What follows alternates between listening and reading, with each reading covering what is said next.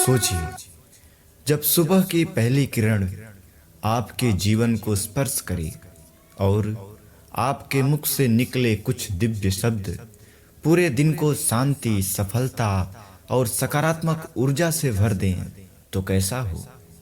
शास्त्र कहते हैं, जैसा आरंभ वैसा परिणाम।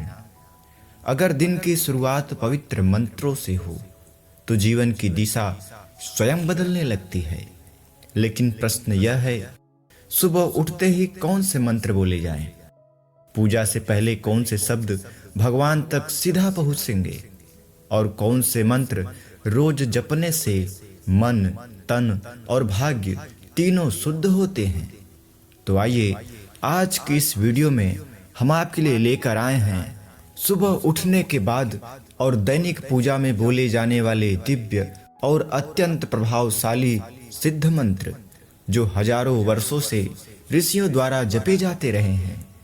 इन मंत्रों को अगर आप रोज ध्यान से सुनेंगे या बोलेंगे तो निगेटिविटी यानी नकारात्मकता स्वयं दूर होगी, मन शांत होगा और ईश्वर की कृपा आपके जीवन में अनुभव होने लगेगी।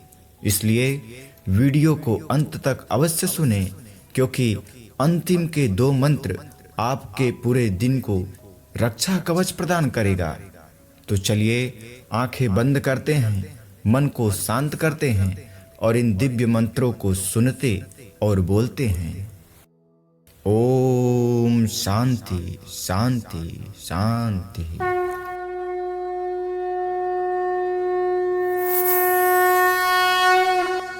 शुभं करोति कल्याणम् आरोग्यं धनसम्पदा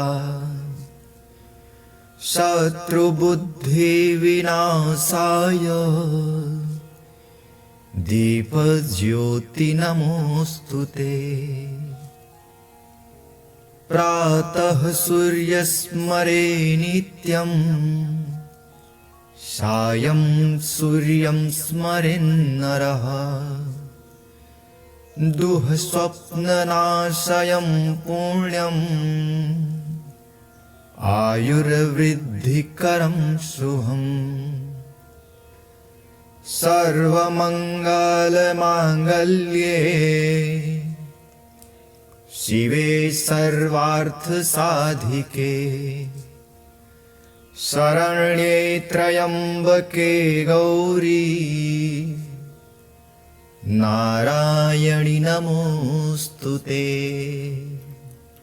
कराग्रे वसते लक्ष्मीः करमध्ये सरस्वती करमूले तु गोविन्दः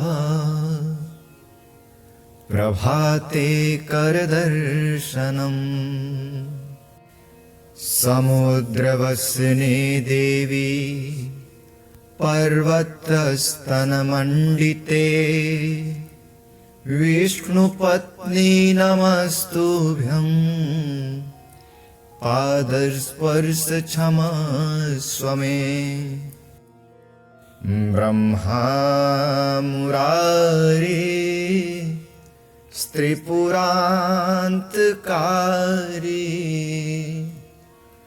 भानुः शशिभूमिसुतो बुधश्च गुरुश्च शुक्रः शनिराहुकेतवः कुर्वन्तु सर्वे मम सुप्रभातम्। वक्रतुण्ड महाकाय सूर्यकोटिसमप्रभा निर्विघ्नं कुरु मे देव सर्वकार्येषु सर्वदा। विघ्नेश्वराय वरदाय शुभप्रियाय लंबोदराय विकटाय गजाननाय नागाननाय श्रुतियाज्ञविभूषिताय गौरीसुताय गणनाथ नमो नमस्ते। शुक्लांबरधरं देवं शशिवर्णं चतुर्भुजं प्रसन्नवदनं ध्यायेत् सर्वविघ्नोपशान्तये।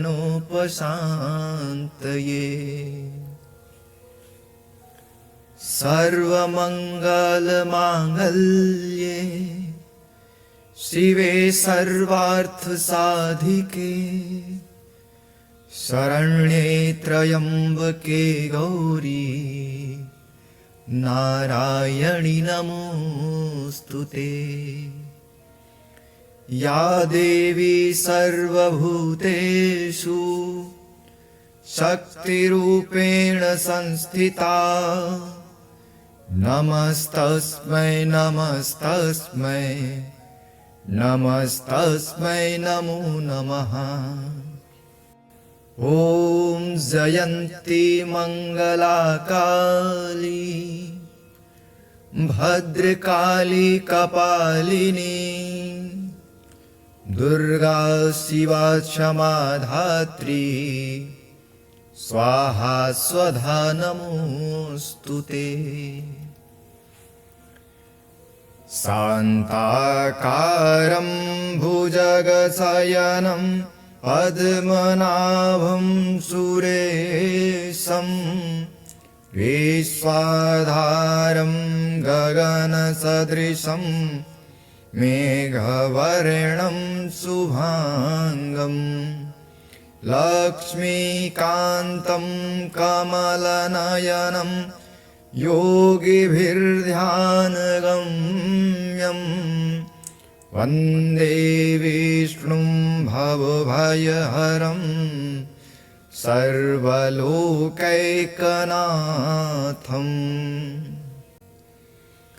कर्पूरगौरं करुणावतारं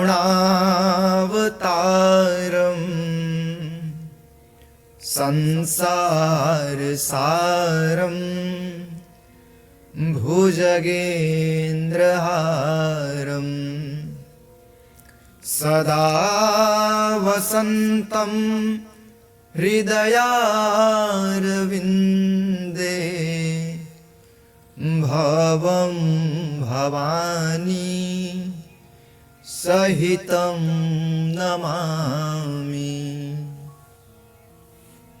त्वमेव माता च पिता त्वमेव त्वमेव बन्धुश्च सखा त्वमेव त्वमेव विद्या द्रविणं त्वमेव त्वमेव सर्वं मम देव देव। गुरु ब्रह्मा गुरु विष्णुः गुरुदेवो महेश्वरः गुरुः साक्षात् परं ब्रह्म तस्मै श्री गुरुवे नमः। मूकं करोति वाचालं पंगुं लंघयते गिरिं यत्कृपातमहं वन्दे परमानन्दमाधवम्। नमस्ते शारदे देवी काश्मीरपुरवासिनी त्वामहं प्रार्थये नित्यं विद्याबुद्धिं च देहि मे। मंगलं भगवान् विष्णुः मंगलं गरुडध्वजः मङ्गलं पुण्डरीकाक्षः मङ्गलाय तनोहरिः नीलाम्बुजस्यामलकोमलाङ्गं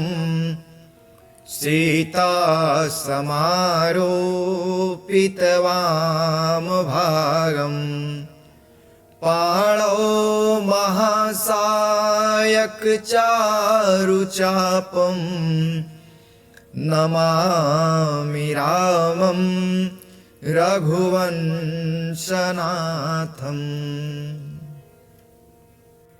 या कुन्देन्दुतुषारहारधवला या शुभ्रवस्त्रावृता या वीणावरदण्डमण्डितकरा या श्वेतपद्मासना या ब्रह्माच्युतशङ्कर प्रभृतिभिर्देवैः सदा वन्दिता सा मां पातु सरस्वती भगवती निःशेषजाड्यापहा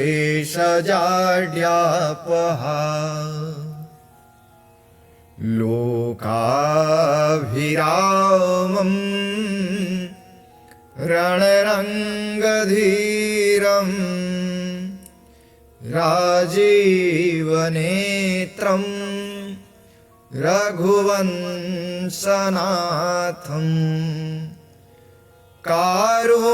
कारुण्यरूपं करुणाकरन्तं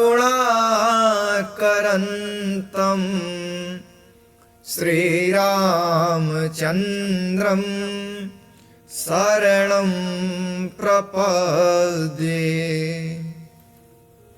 हे रामा पुरुषोत्तमा नरहरे नारायणा केशवा गोविन्दा गरुडध्वजा गुणनिधे दामोदरा माधवा हे कृष्ण कमलापते यदुपते सीतापते श्रीपते वैकुण्ठाधिपते चराचरपते लक्ष्मीपते पाहि माम् अतुलितबलधामं हेमशैलाभदेहं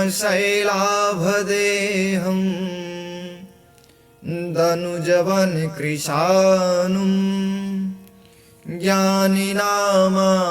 ज्ञानिनामाग्रगण्यम् सकलगुणनिधानं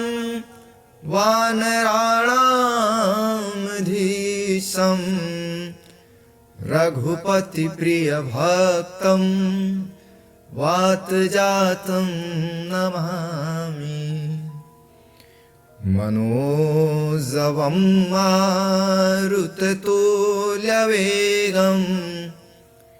जितेन्द्रियं बुद्धिमतां वरिष्ठं वातात्मजं वानरयूथमुख्यं श्रीरामदूतं शरणं प्रपद्ये प्रथमं शैलपुत्री च द्वितीयं ब्रह्मचारिणी तृतीयं चण्डघण्टेति कूष्माण्डेति चतुर्थकम् पंचमं स्कन्दमातेति षष्ठं कात्यायनीति च सप्तमं कालरात्रि महागौरीति चाष्टमं नवमं सिद्धिदात्री च नवदुर्गाः प्रकीर्तिता उक्तान्येतानि नामानि ब्रह्मणैव महात्मनः अहिल्या द्रौपदी सीता तारा मन्दोदरी तथा पंचकन्या स्मरे नित्यं महापातकनाशनं। गीता गंगा च गायत्री सीता सत्या सरस्वती। ब्रह्म विद्या ब्रह्मवल्ली त्रिसंध्या मुक्त गेहिनी। अर्धमात्रा चिदानंदा भवग्नि भयनाशिनी।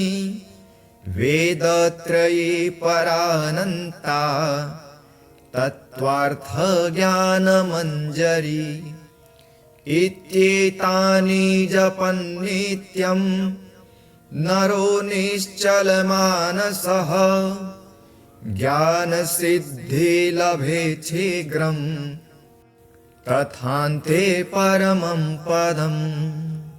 अश्वत्थामावलिर्व्यासो हनुमानश्च विभीषणः। कृपः परशुरामश्च सप्तैते चिरञ्जीविनः। सप्तैतांस्मरे नित्यं मार्कण्डेयमथाष्टमम्। जीवेद्वर्षशतं सोऽपि सर्वव्याधिविवर्जिते। शान्ताकारं भुजगशयनं पद्मनाभं सुरेशं। विश्वाधारं गगनसदृशं मेघवर्णं शुभांगं। लक्ष्मीकान्तं कमलनयनं योगिभिर्ध्यानगम्यं। वन्दे विष्णुं भवभयहरं सर्वलोकैकनाथं। वक्षस्थले कौस्तुभं नासाग्रे वरमौक्तिकं। करतले वेणुकरे कङ्कणम्। सर्वाङ्गे हरिचन्दनं सुललितं। कण्ठे च मुक्तावली। गोपस्त्रीपरिवेशितो विजयते गोपालचूडामणि। आदौ रामतपोवनादिगमनं हत्वा मृगं काञ्चनं। वैदेहीहरणं जटायुमरणं सुग्रीवसम्भाषणम्। बालीनिर्दलनं समुद्रतरणं लङ्कापुरे दाहनम्। पश्चाद्रावणकुम्भकर्णहननम् एतद्धि श्रीरामायणम्। ॐ हरे राम राम राम हरे हरे। हरे कृष्ण कृष्ण कृष्ण हरे हरे। हरे राम राम राम हरे हरे। हरे कृष्ण कृष्ण कृष्ण हरे हरे। सोचिए, जब सुबह की पहली किरण आपके जीवन को स्पर्श करे और आपके मुख से निकले कुछ दिव्य शब्द पूरे दिन को शांति, सफलता और सकारात्मक ऊर्जा से भर दें, तो कैसा हो। शास्त्र कहते हैं, जैसा आरंभ वैसा परिणाम। अगर दिन की शुरुआत पवित्र मंत्रों से हो तो जीवन की दिशा स्वयं बदलने लगती है। लेकिन प्रश्न यह है, सुबह उठते ही कौन से मंत्र बोले जाएं? पूजा से पहले कौन से शब्द भगवान तक सीधा पहुंचेंगे और कौन से मंत्र रोज जपने से मन, तन और भाग्य तीनों शुद्ध होते हैं? तो आइए आज की इस वीडियो में हम आपके लिए लेकर आए हैं सुबह उठने के बाद और दैनिक पूजा में बोले जाने वाले दिव्य और अत्यंत प्रभावशाली सिद्ध मंत्र जो हजारों वर्षों से ऋषियों द्वारा जपे जाते रहे हैं। इन मंत्रों को अगर आप रोज ध्यान से सुनेंगे या बोलेंगे तो निगेटिविटी यानी नकारात्मकता स्वयं दूर होगी, मन शांत होगा और ईश्वर की कृपा आपके जीवन में अनुभव होने लगेगी। इसलिए वीडियो को अंत तक अवश्य सुनें, क्योंकि अंतिम के 2 मंत्र आपके पूरे दिन को रक्षा कवच प्रदान करेगा। तो चलिए आंखें बंद करते हैं, मन को शांत करते हैं और इन दिव्य मंत्रों को सुनते और बोलते हैं। ओम शांति शांति शांति।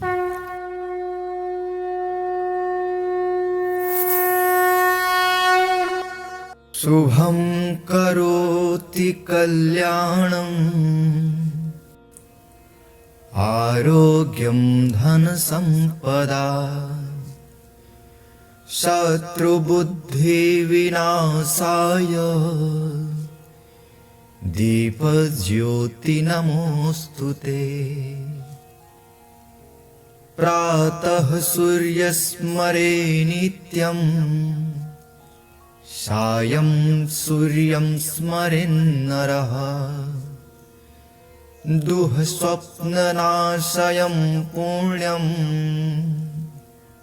आयुर्वृद्धिकरं शुभम्। सर्वमङ्गलमाङ्गल्ये शिवे सर्वार्थसाधिके शरण्ये त्र्यम्बके गौरी नारायणि नमोस्तुते। कराग्रे वसते लक्ष्मीः करमध्ये सरस्वती करमूले तु गोविन्दः प्रभाते करदर्शनम्। समुद्रवसने देवी पर्वतस्तनमण्डिते विष्णुपत्नी नमस्तुभ्यं पादस्पर्श क्षमस्व मे। ब्रह्मा मुरारी स्त्रिपुरान्तकारी भानुः शशिभूमिसुतो बुधश्च गुरुश्च शुक्रः शनिराहुकेतवः कुर्वन्तु सर्वे मम सुप्रभातम्। वक्रतुण्ड महाकाय सूर्यकोटिसमप्रभा निर्विघ्नं कुरु मे देव सर्वकार्येषु सर्वदा। विघ्नेश्वराय वरदाय शुभप्रियाय लंबोदराय विकटाय गजाननाय नागाननाय श्रुतियज्ञविभूषिताय गौरीसुताय गणनाथ नमो नमस्ते।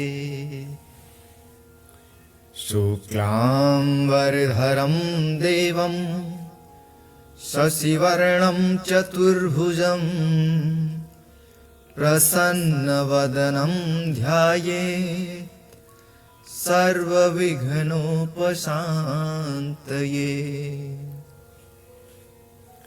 सर्वमङ्गलमाङ्गल्ये शिवे सर्वार्थसाधिके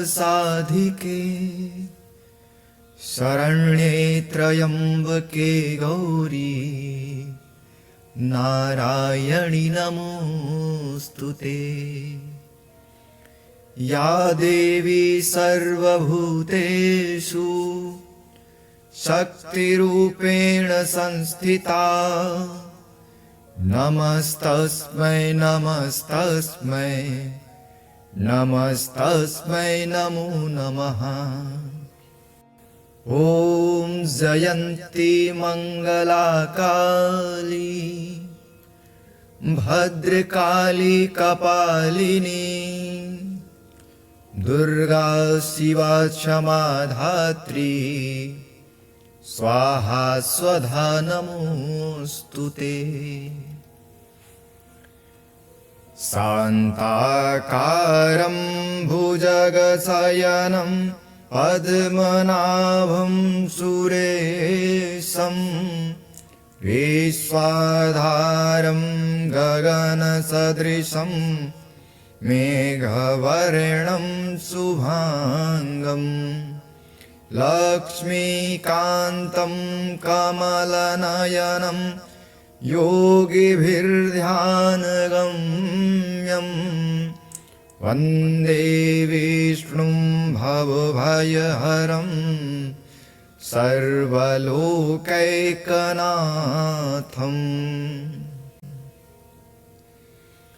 कर्पूरगौरं करुणावतारं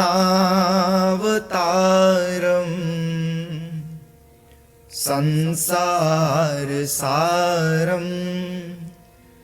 भुजगेन्द्रहारं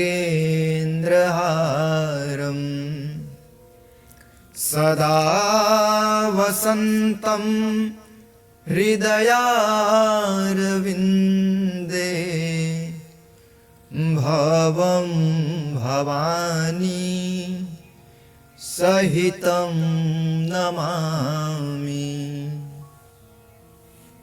त्वमेव माता च पिता त्वमेव त्वमेव बन्धुश्च सखा त्वमेव त्वमेव विद्या द्रविडं त्वमेव त्वमेव सर्वं मम देवदेव। गुरुब्रह्मा गुरुर्विष्णुः गुरुदेवो महेश्वरः गुरुः साक्षात् परं ब्रह्म तस्मै श्रीगुरुवे नमः। मूकं करोति वाचालं पङ्गुं लङ्घयते गिरिं यत्कृपातमहं वन्दे परमानन्दमाधवम्। नमस्ते शारदे देवी काश्मीरपुरवासिनी त्वामहं प्रार्थये नित्यं विद्याबुद्धिं च देहि मे। मङ्गलं भगवान् विष्णुः मङ्गलं गरुडध्वजः मङ्गलं पुण्डरीकाक्षः मङ्गलाय तनोहरिः। नीलाम्बुजश्यामलकोमलाङ्गं सीतासमारोपितवामभागं पाणौ महासायकचारुचापं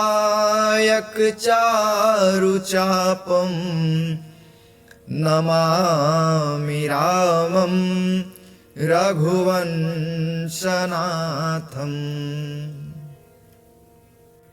या कुन्देन्दुतुषारहारधवला या शुभ्रवस्त्रावृता या वीणावरदण्डमण्डितकरा या श्वेतपद्मासना या ब्रह्माच्युतशङ्कर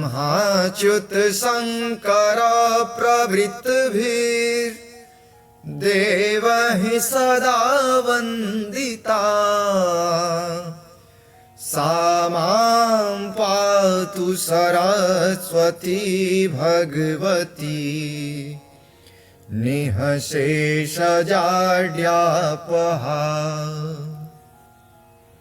लोकाभिरामं रणरङ्गधीरं राजीवनेत्रं रघुवंशनाथं कारुण्यरूपं करुणाकरन्तं श्रीरामचन्द्रं शरणं प्रपद्ये। हे रामा पुरुषोत्तमा नरहरे नारायणा केशवा गोविन्दा गरुडध्वजा गुणनिधे दामोदरा माधवा। हे कृष्ण कमलापते यदुपते सीतापते श्रीपते वैकुण्ठाधिपते चराचरपते लक्ष्मीपते पाहि माम्। अतुलितबलधामं हेमशैलाभदेहं दनुजवनकृशानुं ज्ञानिनामाग्रगण्यं सकलगुणनिधानं वानराणामधीशं रघुपतिप्रियभक्तं वातजातं नमामि। मनोजवं मारुततुल्यवेगं जितेन्द्रियं बुद्धिमतां वरिष्ठं वातात्मजं वानरयूथमुख्यं श्रीरामदूतं शरणं प्रपद्ये।